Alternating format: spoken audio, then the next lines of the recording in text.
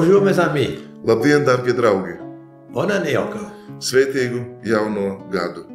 Et donc l'année, comme vous savez, commence avec le nom de la Marie, la mère de Dieu. Kā jūs labi zināt, gads iesākās ar Dieva mātes svētkiem. Gads iesākās ar Mariju. Et quand vous lisez l'évangile, Un, kad jūs lasiet svētos rakstus evaņģēliju, vous voyez que les mages, quand ils voyaient l'étoile, jūs redziet, kad austrumu gudrie, kad viņi redz zvaigzni, ils étaient habités par une très grande joie. viņus piepildīja ļoti liels prieks. Et cette étoile montrait, qu'est-ce qu'elle montrait, Un ko tad šī zvaigzne norādīja, uz kurien tā veda? et qu'est-ce que les magiens ça voyaient. Un ko šie austrumu gudrie atklāja un ieraudzīja? Ils voyaient l'enfant et la mère. Viņi ieraudzīja bērnu un bērna māti. Pas la mère et l'enfant.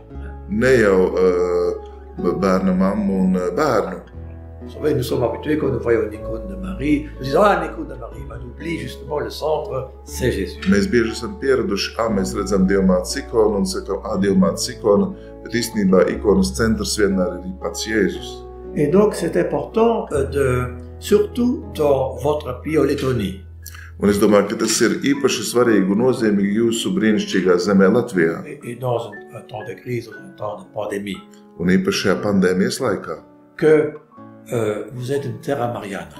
Jūs, tad mēs esam Marijas zeme, Terra Mariana. Du XIIIe siècle. Kopš jau 13. gadsimta. C'est la Lettonie et aussi l'Estonie, les deux ensemble, c'est une terre sainte, une terre mariane.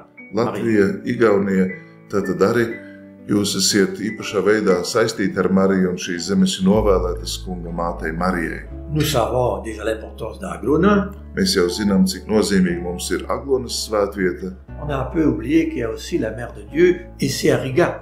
Bet mēs aizmirstam, ka Dieva māte arī šeit, Rīgā, klātesoša. Elle était fort vénérée justement ici, dans l'église Magdalène. Un viņa īpašā veidā ir bijusi godināta arī šeit, Marijas Magdalēnas baznīcā. Il y a même une icône, une très belle icône. Tradīcija saka, šeit ir bijusi brīnišķīga, ļoti skaista ikona, Où Marie montrait les mains vers le ciel. kur Marija ir pacēlusi rokas uz debesīm. Un peu visage triste, en même temps un sourire. Viņa bija mazliet skumja, bet tāpat laikā uz viņas vaigiem bija smaids. Et l'enfant, assis sur son sein, il le regarde et le tient par son manteau.